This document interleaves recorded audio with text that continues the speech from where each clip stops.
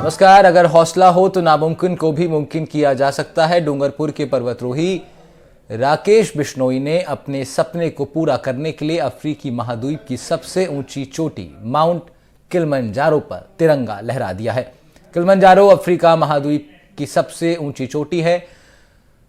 राकेश बिश्नोई ने राम मंदिर के अपने सपने को पूरा होने पर माउंट किलिमंजारो की चोटी पर तिरंगा फहराया। उन्होंने इंटरनेशनल रिकॉर्ड बनाते हुए 510 फीट का तिरंगा वहां लहराया है और राम ध्वज चोटी पर फहराया। उन्होंने दुनिया को वसुदेव कुटुंबकम का संदेश दिया। राकेश बिश्नोई ने बताया कि इस मिशन के लिए उन्होंने अपने बलबूते ही ये सारी तैयारियां की और ये मुकाम हासिल किया। फिलहाल राकेश बिश्नोई हमारे साथ लाइव जुड़ रहे हैं एनडीटीवी राजस्थान पर।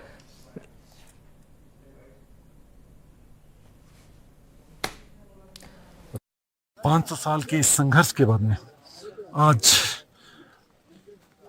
हमारे रामलला आए हैं और इस प्राण प्रतिष्ठा के गौरवान्वित क्षण पे मैं राकेश बिश्नोई आया हूँ माउंट किलिमंजारो पे एक 510 फीट का ध्वज लेके। ये कंप्लीट 510 फीट का ध्वज है बिकॉज यहाँ पे मेरे साथ में कोई नहीं था, तो ये सारा कुछ मैंने मैनेज किया और मैं इसको यहाँ पे लाके इसको फहराया है एक रामलला के चरणों में। मेरी तरफ से एक छोटा सा प्रयास। जय हिंद, जय भारत। तो जय हिंद, जय भारत। इसी जज्बे के साथ इन्होंने अफ्रीका की सबसे ऊंची चोटी पर फतेह हासिल की और राकेश बिश्नोई हमारे साथ इस वक्त लाइव जुड़ रहे हैं। सीधा उनसे बातचीत करेंगे और जानेंगे क्या कुछ उन्होंने मोटिवेशन हासिल की और अब ये मुकाम हासिल करके कैसा उनको लग रहा है। राकेश जी, बहुत बहुत स्वागत है आपका एनडीटीवी राजस्थान पर। आवाज आ रही है आपको? जी सर, जय श्री राम। जय श्री राम और बहुत बहुत कॉन्ग्रेचुलेशंस आपको। आपने अफ्रीका की सबसे ऊंची चोटी पर तिरंगा आप वहां तक लेकर गए। आपने राम ध्वज भी वहां पर फहराया, तो केसरिया भी फहराया आपने और तिरंगा भी वहां पर लहराया है। बहुत बहुत शुभकामनाएं उसके लिए आपको। धन्यवाद। तो किस तरीके से ये मन में आया, आप जरा थोड़ा सा उसका बैकग्राउंड भी हमारे दर्शकों को बताइए। एक ऊंची चोटी पर फतेह हासिल करने के लिए हौसले भी जरा बड़े मजबूत चाहिए होते हैं और मजबूत हौसले कुछ मजबूत इरादों से पैदा होते हैं, कुछ मजबूत विचारों से पैदा होते हैं। वो विचार कहाँ से आया आपके मन में? जी सर, एक्चुअली में मेरा लाइफ का एक टारगेट है 7 महाद्वीपों की सभी चोटियों पे तिरंगा फहराऊं और पूरी दुनिया को वसुदेव कुटुंबकम का मैसेज दूं। आज के समय में रामलला जब आए, इतने सालों से मेरे दादाजी के टाइम से हमारा परिवार राम मंदिर के लिए संघर्ष कर रहा था। तो अभी जब ये समय आया राम प्राण प्रतिष्ठा का, तो मुझे भी लगा कि मैं भी शायद कुछ करूं जिससे एक छोटा सा मेरा भी एक मैसेज दुनिया तक पहुंचाए कि ये राम मंदिर हमारे लिए कितना इंपॉर्टेंट था और आज हमने कितनी बड़ी जीत हासिल की है। और एक्चुअली में ये सारे पूरी दुनिया का ये मंदिर है। यही मैसेज लेके मैं गया अफ्रीका महाद्वीप की सबसे ऊंची चोटी पे। अब मुझे उसमें कुछ स्पेशल करना था। इसके लिए मैंने एक चीज सोची कि मैं ये 500 साल का संघर्ष है, तो इसकी याद में 500 फीट का ही तिरंगा लेके जाऊं। और ये 500 फीट का तिरंगा मैं यहाँ पे लेके आया। काफी मुश्किल था इसको उठाना, इतनी दूर लेके जाना, कैरी करना, फिर वहां पे इसको अनफोल्ड करना। बट राम भगवान से प्रेरणा मिली, मेरे देशवासियों का प्यार मेरे साथ रहा और मैं इसमें कामयाब हो पाया। तो राकेश जी, अब तक कौन कौन सी और अन्य चोटियों पर आप फतेह कर चुके हैं? इससे पहले मैं लास्ट ईयर गया यूरोप महाद्वीप की सबसे ऊंची चोटी है। First time out of India गया था और विदाउट गाइड उस चोटी को फतेह किया। मैं फर्स्ट इंडियन था जिसने बिना किसी गाइड के माउंट एवरेस्ट को क्लाइम किया 15 अगस्त 2023 को। उसके अलावा मैंने हिंदुस्तान में कुछ चोटियों पे तिरंगा फहराया है। अभी कुछ सालों से मैं इसमें मिशन में लगा हुआ हूँ और इसी साल मेरा प्लान है 2 और चोटियों पे तिरंगा फहराने का। एक ऑस्ट्रेलिया के अंदर है, एक उत्तरी अमेरिका के अंदर है। तो राकेश जी, ये इस बार राम मंदिर की जब प्राण प्रतिष्ठा हुई तो अफ्रीकी महाद्वीप की चोटी पर ही लहराने का कैसे ध्यान में आया? क्या आप अफ्रीका में थे उस वक्त या किस तरह आपने प्लान किया कि अब जो है अफ्रीकी इस चोटी पर ही तिरंगा फहराया जाएगा? एक्चुअली मैं इंडिया में ही था, बट 510 फीट का जो तिरंगा है, हाँ। वो आप और किसी भी चोटी पे फहरा नहीं सकते। यही दुनिया में एक ऐसी चोटी है जिससे आप कोई लंबा जो ध्वज है उसको फहरा सकते हो। बाकी तो अच्छा। चोटियां क्या बहुत छोटी होती है, हाँ। तो उनपे स्पेस नहीं होता। तो यही चोटी अनुकूल लगी मुझे मेरे 510 फीट के झंडे के लिए। तो मैं फिर यहाँ का प्रोग्राम बनाया और यहाँ के लिए आया। तो ये इसका मतलब पूरा रिसर्च आपने किया है। इसका मतलब यह है कि केवल फिजिकल स्ट्रेंथ ही नहीं बल्कि एक मेंटल एजुकेशन भी जरूरी होती है बड़ी चोटियों को फतेह करने में। तो राकेश जी ने वो सब जाना। मैं ठीक कह रहा हूँ राकेश जी? बिल्कुल बिल्कुल सर, कोई भी चोटी आप क्लाइंब करते हो उसके साथ में आप फिजिकल के साथ साथ मेंटल सबसे जरूरी होती है। जब आप यहाँ पे आते हो, खराब मौसम, आपको बहुत सारी लोकल परेशानियां और इन सब से गुजरना पड़ता है। उसके लिए अगर आप पहले मेंटली रूप से स्ट्रांग हो, उसका रिसर्च किया हुआ है, तो आप उनसे निकल सकते हो और अपना सक्सेस हासिल कर सकते हो। राकेश जी, बहुत दिलचस्प है आपसे बात करना भी। जरा थोड़ा सा अपने शुरुआत के बारे में भी बताइए, किस तरीके से, कब से आपने अब ये तय किया कि अब से मैं ये ऊंची ऊंची पहाड़ियां जो हैं, ये जो शिखर, ये जो ऊंची ऊंची चोटियां हैं पहाड़ों की, जो बड़ा अहंकार में रहती हैं, ऊंची चोटियां पहाड़ों की बड़ी अहंकार में रहती है, इनके अहंकार को आपने जो है जीत लिया। ये कैसे आपके मन में आया? कितनी उम्र से आप ये तैयारी करी आपने और कब से आपने शुरू किया? एक्चुअली मैं जब मैं 8th क्लास में पढ़ता था, तो मेरे बड़े भैया हैं जो मेरे गुरु हैं, मिस्टर गोविंद बहादुर, उन्होंने मुझसे पूछा एक बार कि आपका सपना क्या है, आप किस सपने के लिए पढ़ाई कर रहे हो, आगे जिंदगी में क्या करना चाहते हो। तो उस टाइम पे मैं सोच रहा था कि मैंने उनको फर्स्ट मेरा जो सपना बताया कि ये जो मैं पहाड़ है, जो सामने एक सीनरी लगी हुई थी, एक डिस्प्ले, तो उस पे पहाड़ की एवरेस्ट की चोटियां दिख रही थी। मैंने कहा मैं इन पे जाना चाहता हूँ, ये मेरा सपना है। तो उन्होंने बोला ये ऐसा कैसा सपना हुआ? मैंने कहा यही मेरा सपना है। सपना तो कैसा भी हो सकता है। और उस दिन से मुझे याद है कि वो मैंने फर्स्ट टाइम मेरा पहाड़ों के लिए मेरा सपना मैंने बताया था। और उस दिन से आज तक रेगुलरली पिछले 20 साल से मैं, जो भी आदमी मुझसे जब भी मेरे सपने की बात होती है, मैं सिर्फ अपना माउंटेनियरिंग का सपना बताता हूँ और इसी सपने को मैं पूरा करने के लिए कोशिश करता हूँ। अब पहाड़ों की चोटियों को क्लाइंब करने की बात जहां तक रही, वहां तक मेरा मानना है कि पहाड़ क्या आपको अलाउड करेगी जब भी आप जा सकते हो, चाहे वो कितनी भी बड़ी हो, चाहे कितनी भी छोटी छोटी हो।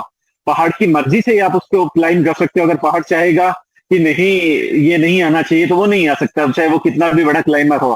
तो मेरा पहाड़ों के प्रति जाने का समर्पण भाव ही रहता है हमेशा। मैं वहां पे जाता हूँ उनकी मर्जी से, पहाड़ों से परमिशन लेके, उनसे उनको मानते हुए तिरंगा लहराता हूँ, उनसे परमिशन लेता हूँ और उम्मीद करता हूँ कि वो मुझे दोबारा बुलाएं, सही सलामत वापस भेजें और मैं अपने मिशन को, अपने सपनों को जीता रहूं। मजबूत तैयारी आपने की है कि आपने इसके लिए ट्रेनिंग जो है वो अब तो बहुत सारे इंस्टीट्यूट्स बन गए हैं राकेश जी, बहुत सारे माउंटेनियरिंग के लिए इंस्टीट्यूट्स बन गए हैं जहां पर की सिखाई जाती है, ट्रेनिंग दी जाती है। क्या आपने भी इस तरह की किसी बड़े इंस्टीट्यूट से ट्रेनिंग की थी? जी सर, मैंने एक्चुअली में नेहरू इंस्टीट्यूट ऑफ माउंटेनियरिंग है उत्तरकाशी में, वहां से बेसिक की ट्रेनिंग ली। फिर एडवांस की ट्रेनिंग ली मैंने अटल बिहारी इंस्टीट्यूट है मनाली के अंदर, वहां से। और फिर मैंने as a rescuer training course किया है निम से। तो ये सब कोर्स करने के बाद में ही मैं अपने आप को थोड़ा काबिल समझ पाया कि हाँ मैं जाने लायक हूँ, पहाड़ों में मैं जा सकता हूँ। उसके बाद में मैंने माउंटेनियरिंग आगे बढ़ा। और साथ साथ राकेश जी, आपके माउंटेनियरिंग के जो सफर है इसके साथ साथ बड़ा इंटरेस्टिंग अभी मौजूदा वक्त में ये भी है कि क्योंकि राम मंदिर के विषय को लेकर के आप इस बार की जो यात्रा थी आपकी, इसका जो मूल विचार आपके मन में था, जिसके इर्द गिर्द आपकी ऊर्जा दौड़ रही थी, वो राम मंदिर में रामलला की प्राण प्रतिष्ठा थी। ये जो घटनाक्रम 22 जनवरी को हिंदुस्तान के इतिहास में दर्ज हुआ है, इससे आपका व्यक्तिगत जीवन किस तरह से जुड़ा हुआ है, जरा उस पर भी थोड़ा बताइए। एक्चुअली में मेरे दादाजी के समय राम मंदिर आंदोलन से जुड़े हुए हैं। वो एक कार सेवक थे, अयोध्या गए वो मंदिर के लिए। और जब मैं आई थिंक 6-7 साल का ही रहा होऊंगा, उस टाइम से हमारे मन में था कि राम मंदिर बनेगा और हम हमारे जीवन में देखेंगे। दादाजी बोलते थे ऐसा कि एक दिन राम मंदिर बनेगा और हम जाएंगे वहां पे। तो उस टाइम का वो सपना था हमेशा से एक दिल में कि राम मंदिर बनना चाहिए, राम मंदिर बनना चाहिए। आज वो इतने संघर्ष के बाद में तो कोई मतलब शब्द ही नहीं था उसको फील करने का, उसके बारे में बात करने का। वो जस्ट महसूस किया जा सकता था कि हमारे लिए वो कितना बड़ी जीत थी, वो कितना बड़ा दिन था वो 22 जनवरी का जो। और उसके लिए मैं तो एक छोटा सा प्रयत्न करना चाहता था, जो मैंने यहाँ पे एक तिरंगा लाके किया। हमारे परिवार में हमारे जीवन का सबसे बड़ा दिन है 22 जनवरी, जिस दिन हमारे रामलला की प्राण प्रतिष्ठा हुई, वो घर आए। तो राकेश जी, चुनौतियां बीते 500 वर्षों में हिंदुस्तान ने बहुत सी चुनौतियां देखी हैं। राम भक्तों ने खासतौर पर राम मंदिर बनवाने के लिए वो चुनौतियां पार हो गई, मंदिर में प्राण प्रतिष्ठा हो गई।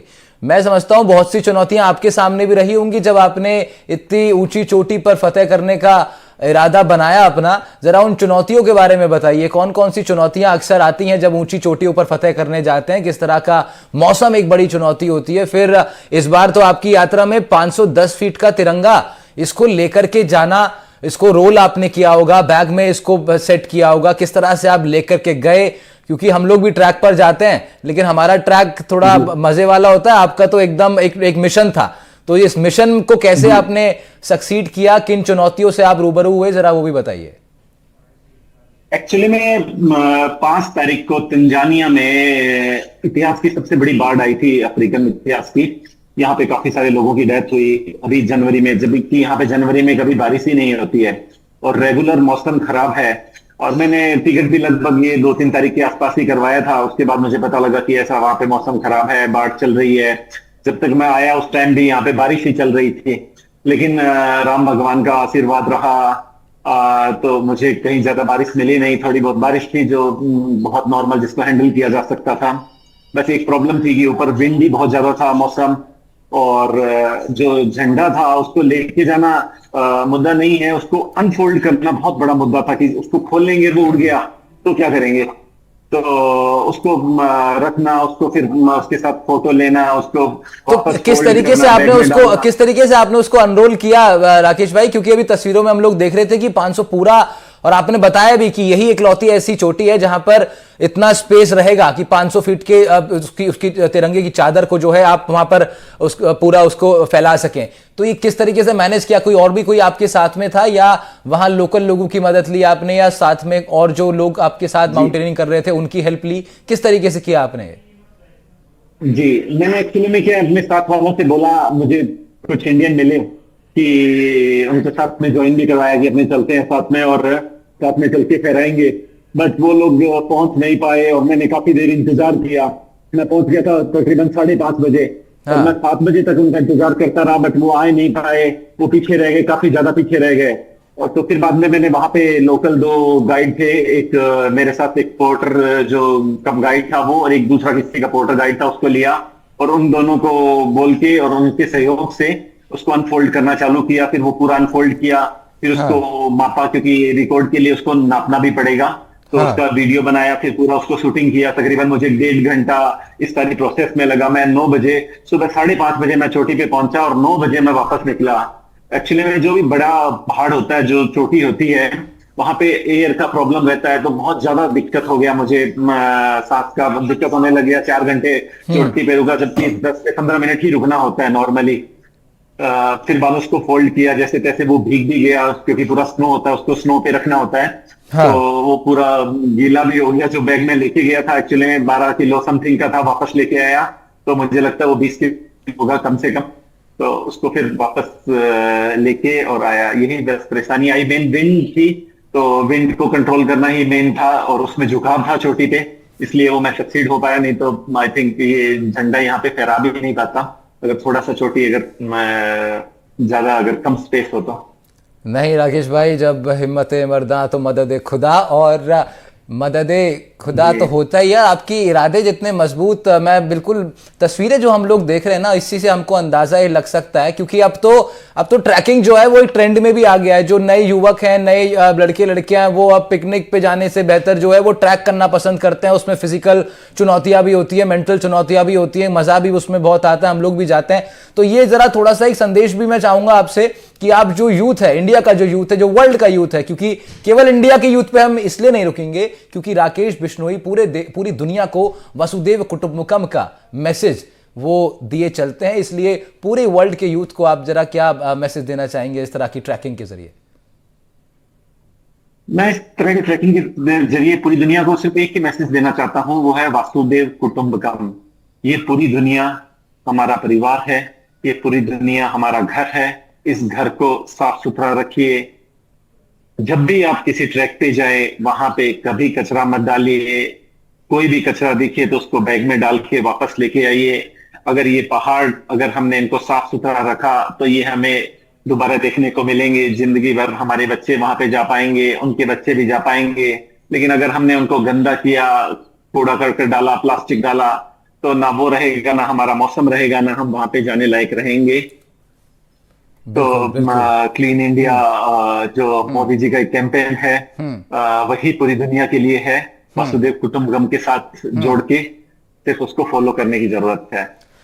क्या बात है, क्या बात है राकेश बिश्नोई। आपके विचार जो है, इरादे आपके बेहद ही मजबूत दिखाई देते हैं और बड़ा मैसेज जो है पूरी यूथ को जाता है। 19,000 फीट की ऊंचाई पर 500 फीट का तिरंगा इस वक्त हमारा वहां पर विराजमान है। यही सोचकर मुझे तो गूज़बम्स आ रहे हैं कि 19,000 फीट की, फैम राइट राकेश भाई, 5,000 मीटर हाइट है इस चोटी की, किलिमंजारो की, और ये एक वॉल्केनो है और चौथी हाईएस्ट पीक है ये। मुझे लगता है चौथी हाईएस्ट पीक है ये पूरी धरती पर, जो जितनी भी पीक्स है। फोर्थ हाईएस्ट है ये। तो अब फोर्थ हाईएस्ट आपने अचीव कर लिए, लेकिन सबकी निगाहें, सभी माउंटेनियर्स की निगाहें जो है वो माउंट एवरेस्ट पर रहती हैं। मैं आपसे जानना चाहता हूं माउंट एवरेस्ट के लिए अब आपकी क्या तैयारी, क्योंकि हम लोग बहुत एक्साइटेड होंगे आपको वहां देखने के लिए। बिल्कुल सर, एक्चुअली में प्रॉब्लम समय की है। माउंट एवरेस्ट के लिए समय बहुत ज्यादा चाहिए होता है। हाँ। और मैं एक बिजनेस चलाता हूं, तो मुझे थोड़ा समय निकालना मुश्किल हो जाता है। तो इसके लिए मैंने नेक्स्ट ईयर का प्लान रखा है। मैं 3 सबमिट कर रहा हूँ नेक्स्ट ईयर। यहाँ से अप्रैल में जाऊंगा, मई में मेरा सबमिट रहेगा माउंट एवरेस्ट का। हाँ। माउंट लोत्से और मनासलू, ये 3 8,000 मीटर की पीक है, जिनको मैं रिकॉर्ड टाइम में क्लाइम करने की कोशिश करूंगा। अच्छा, ठीक है। तो हमारी बहुत शुभकामनाएं हैं राकेश जी आपको, और बहुत जल्द हम सभी लोग आपको इस दुनिया की सबसे ऊंची शिखर पर देखना चाहते हैं। और किलिमंजारो पर आपने जो फतेह करी है उसके लिए फिर एक बार बहुत शुभकामनाएं। बड़ी बात यह भी है कि आप वसुदेव कुटुंबकम का मैसेज पूरी दुनिया में दे रहे हैं, और राम मंदिर में हुई रामलला की प्राण प्रतिष्ठा के अवसर पर आपने ये विशेष काम किया है, जिसके लिए पूरा देश आपका बहुत शुक्रगुजार है। बहुत बहुत शुक्रिया राकेश बिश्नोई हमसे बात करने के लिए, एनडीटीवी से जुड़ने के लिए। बहुत बहुत शुभकामनाएं आपको, और आपकी ऊर्जा मैं समझता हूं कि हमारे देश के तमाम युवाओं को भी मिलती रहे। बहुत बहुत शुक्रिया। राकेश बिश्नोई हमारे साथ जुड़े हुए थे, माउंटेनियर थे, जिन्होंने अफ्रीका की सबसे ऊंची चोटी किलिमंजारो को रिसेंटली फतेह किया है।